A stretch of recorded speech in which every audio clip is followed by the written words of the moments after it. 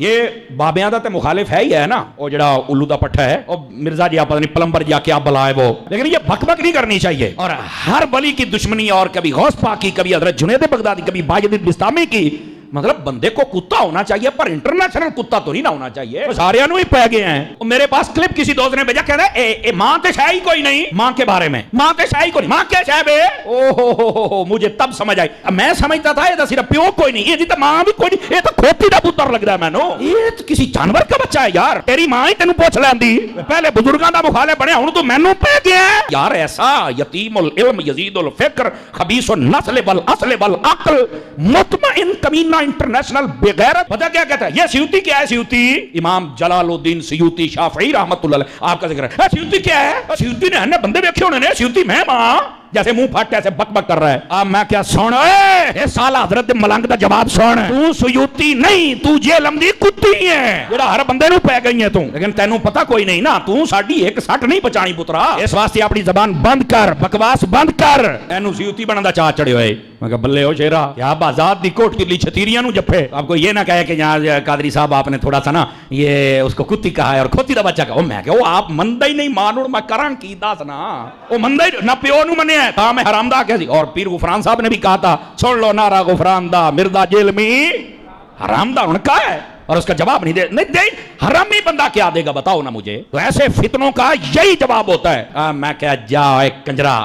گل کرن لگیا، کنجر دماغ دے کنجر گل ہی ہونی ہے، تینوں شرم تو یا نہیں پئی آؤندی، اور اب تو اس مہینہ ایک مہینے کے اندر جتنا یہ ننگا ہوا ہے نا، اور جتنا یہ ایکسپوز ہوا ہے، میں کہتا ہوں اگر یہ بغیرت اور کمینہ اور حرامی نہ ہو تو یہ ویسے ہی مر جائے، اگر حلالی ہو تو اتنا زیادہ ذلیل ہوا ہے، اور لانتیا تجھے نہیں پتا، ویسے بھی تو انجینئر ہے، رکشے کھول کے کس تیرا توکی نہیں بنتا ہے شعبے، مولوی اسی 10 سال اسی پڑھے ہیں، یہ کہندے داڑھ تھلے آئے ہیں، میں نہیں اس کو کہتا داڑھ تھلے آئے، چونکہ اسی منہ جدوی شے پائیے، حلال شے پائیے، حرام شے کدی نہیں پائی اسی، اینو میں ویسے ہی رینج تھلے دیاں گا، پھر میں پوچھاں گا پتر ہوں دس، تماشے بنائے ہوئے ہیں جو جاندیاں باندریاں لومڑیاں اٹھ کے بج بگیاں۔ تو اگلے دن ایک مولانا نے ایک ویڈیو چڑھائی ہوئی کہ انجینئر صاحب کہتے ہیں ماں تے شاہی کوئی نہیں، میرے پاس کلپ کسی دوست نے بھیجا، کہہ رہا ہے ماں تے شاہی کوئی نہیں، ماں کے بارے میں، ماں تے شاہی کوئی نہیں، ماں کیا شاہ بے، او مجھے تب سمجھ آئی، میں سمجھتا تھا یہ تو صرف پیو کوئی نہیں، یہ تو ماں بھی کوئی نہیں، یہ تو کھوتی دا پتر لگ رہا ہے میں نو، یہ تو کسی جانور کا بچہ ہے یار، تیری ماں ہی تینوں پوچھ لیندی، پہلے بزرگاں دا مخالف بنیا، ہن تو مینوں پہ گیا ہے۔ اب اللہ کے بندو، مطلب یہ کوئی بات ہوئی ہوگی نا، اس کے کوئی شروع میں کوئی اول آخر کوئی بات ہوئی ہوگی، ٹھیک ہے، یہ بات تو اللہ کے نبی نے بات کی ہوئی ہے، بخاری مسلم دونوں میں حدیث ہے، تم میں سے کوئی شخص اس وقت تک مومن ہی نہیں ہو سکتا جب تک کہ میں اسے اس کے ماں باپ اولاد سب لوگوں سے بڑھ کر عزیز نہ ہو جاؤں۔ اسی کو میں نے ٹرانسلیٹ کیا کہ جہاں کہیں اللہ اور اس کے رسول کی بات آ جائے وہاں ماں باپ تو شاہی کوئی نہیں۔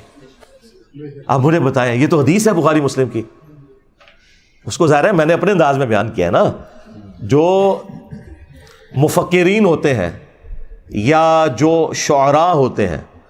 وہ انہی باتوں کو ایک ڈیفرنٹ فارم میں پریزنٹ کرتے ہیں، مطلب وہی ہوتا ہے۔ صحیح مسلم میں حدیث ہے کہ بے شک اللہ تعالیٰ اس کتاب کی وجہ سے بعض لوگوں کو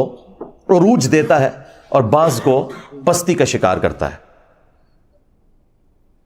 اور یہ چونکہ مضارع کا صیغہ مستقبل کو بھی کفایت کرتا ہے کہ اللہ قرآن کی وجہ سے کچھ لوگوں کو عروج دے گا، کچھ کو زوال دے گا۔ لیکن ڈاکٹر اقبال نے اسی حدیث کو ٹرانسلیٹ کیا ہے ماضی کے صیغے میں، وہ زمانے میں معزز تھے مسلمان ہو کر اور تم خوار ہوئے تارک قرآن ہو کر، یہ جواب شکوہ کا شعر۔ حدیث میں تو یہ نہیں تھا، حدیث میں یہ تھا کہ اس کتاب کی وجہ سے قوموں کو عروج ملے گا اور بعض کو زوال ملے گا، مستقبل کی خبر تھی۔ ڈاکٹر اقبال نے اسے ماضی کی خبر بنایا، کیونکہ آج ہم مستقبل میں بیٹھے ہیں، ہمارے لیے تو ماضی ہو چکا ہے، ہمارے ساتھ جو کچھ ہوا، چاہے وہ ہمارے ساتھ تاتاریوں نے کیا یا کلونین پاورز نے کیا، ہم نے خواری تو کاٹ لی ہے۔ تو اسی بات کو ایک ڈفرینٹ انداز میں انہوں نے پہنچا دیا کہ محمد سے وفاتوں نے تو ہم تیرے ہیں، یہ جہاں چیز ہے کیا لوح و قلم تیرے ہیں۔ اس پہ جواب شکوہ کنکلوڈ ہوا ہے نا۔ دیکھیں، مولویوں کی کوئی تقریر ڈاکٹر اقبال کے شعروں کے بغیر مکمل نہیں ہوتی، اور کہتے ہیں علامہ اقبال نے فرمایا. علامہ اقبال کو کہڑی ڈگری سی؟ دسو ہاں. تمہارے بڑے بڑے مفتی علامہ اقبال کو کوٹ کرتے ہیں اور علامہ کہتے ہیں. علامہ تو وہ نہیں تھے, وہ تو ڈاکٹر تھے. فلسفی میں انہوں نے پی ایچ ڈی کی ہوئی تھی. دین انہوں نے اسی طرح حاصل کیا جس طرح میں نے. بہرحال میں نے تو الحمدللہ جس لیول کے اوپر آپ کے سامنے بیان کیا ہے, تو ڈاکٹر اقبال نے بھی ویسے بیان نہیں کیا کہ آپ کو آیات یا حدیث کے کوئی حوالے بتائے ہوں, لیکن انہوں حالے تک علامہ اقبال کہنے نے, انہوں تک کہنا چھوڑ دیں کہ محمد سے وفاتوں نے تو ہم تیرے ہیں, یہ جہاں چیز ہے کیا لوح و قلم تیرے ہیں. یہ اللہ کی طرف سے انہوں نے جواب دیا ہے کہ اگر تو نے میرے نبی کے ساتھ وفا کی نا اے امت محمدیہ صلی اللہ علیہ وآلہ وسلم, پھر ہم تیرے ہو جائیں گے. اور یہ دنیا تو کوئی چیز نہیں, لوح و قلم پہ بھی فیصلے پھر تمہاری دعاؤں کے اوپر ہوں گے اگر تم میرے نبی کے وفادار رہے. اب یہ قرآن و حدیث میں ان الفاظ کے ساتھ تو کہیں بات موجود نہیں, لیکن پورے قرآن و سنت کی تھیم یہی ہے کہ کی محمد سے وفاتوں نے تو ہم تیرے ہیں, یہ جہاں چیز ہے کیا لوح و قلم تیرے ہیں. لہٰذا وہ حدیث کہ تم مومن ہی نہیں ہو سکتے جب تک کہ میں تمہیں تمہارے ماں باپ اولاد سب لوگوں سے بڑھ کر عزیز نہ ہو جاؤں, یہ حدیث پڑھ کے اس کی جب تھیم بیان کرے انسان, ان لوگوں کو سمجھائے کہ جن کی مائیں کہتی ہیں کہ اگر تو نے داڑھی نہ کٹائی تو میں دودھ نہیں بخشوں گی, اور زبردستی وہ بچوں کی داڑیاں مڑوا کے اپنے لیے بھی جہنم کا سبب کرتی ہیں اور اپنی اولاد کو بھی جہنم میں دھکیلتی ہیں, اور اپنی بچیوں کا حجاب اتروا دیتی ہیں کہ اچھے رشتے نہیں ملیں گے, اور بعد میں بھی جو ملتے ہیں رشتے وہ بھی جو گند کھاتے ہیں بعد میں وہ بھی پتہ چل جاتا ہے. تو ایسے ماں باپ کو پھر ہم نہ سنائیں کہ ہم نے اللہ اور اس کے رسول کی بات ماننی ہے, تسی تے شاہی کوئی نہیں. ماں باپ کے ساتھ اس نے سلوک کا حکم اللہ نے دیا ہے. اگر ماں باپ اللہ اور اس کے رسول کے باغی ہیں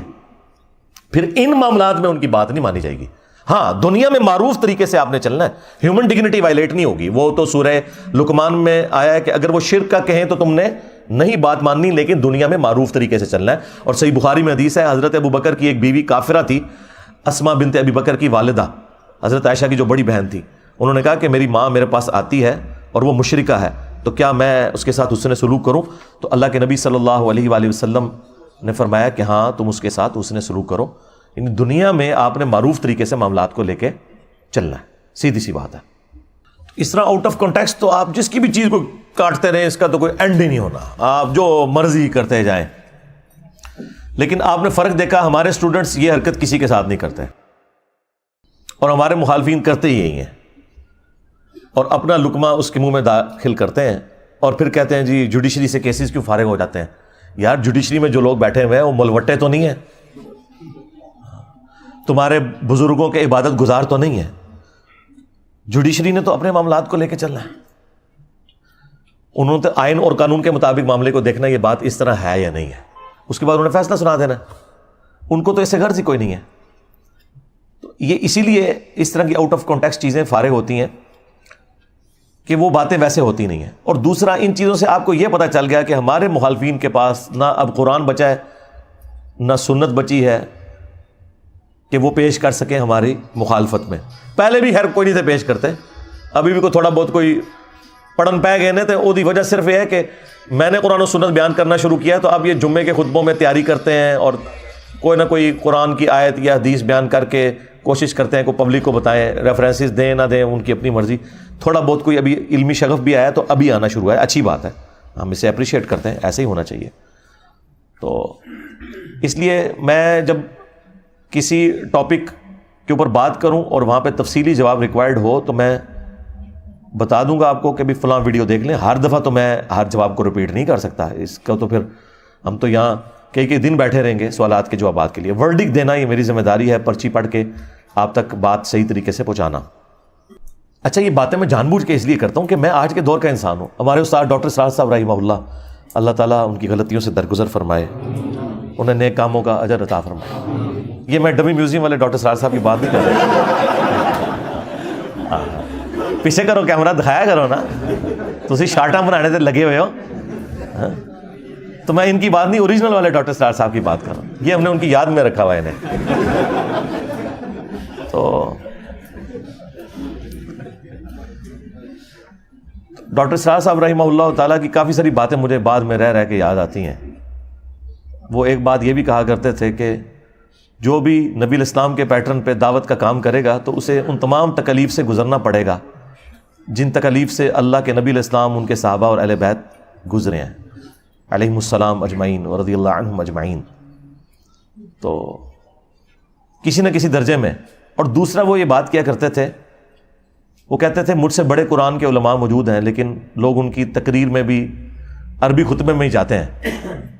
اور میں کوئی عالم بھی نہیں ہوں لیکن لوگ میری بات سنتے ہیں. وہ کہتے تھے اس لیے کہ میں MBBS ڈاکٹر ہوں، جس کی وجہ سے میرے پاس دنیاوی تعلیم ہے اور میں آج کے دور کا انسان ہوں. جب میں بات کرتا ہوں تو میری آڈینس کو پتہ چل جاتا ہے کہ یہ کوئی 700-800 سال پہلے کوئی ابن تیمیہ کا شاگرد کہیں سے کوئی لمبی عمر پا کے تو بات نہیں کر رہا، یا کوئی 150 سال پہلے کوئی اشرف تھانوی صاحب کے پاس کوئی بیٹھنے والا کوئی بابا نہیں تھا کہ وہ پرانی اردو میں اور پرانی مثالوں میں باتیں کر رہا ہے، بلکہ وہ فیل کرتے ہیں کہ یہ آج کے دور کا انسان ہے. تو اس میں میں نے ایک اور چیز ایڈ کر دی ہے کہ چونکہ میری طبیعت کے اندر مزاح ہے، تو میں کوشش کرتا ہوں کہ اس انداز میں بھی، مزاح کے انداز میں بھی کوئی بات کنوے ہو جائے کسی سلوگن کے ذریعے، کسی اور ذریعے سے، کہ آپ کے دماغ میں نقش ہو جائے.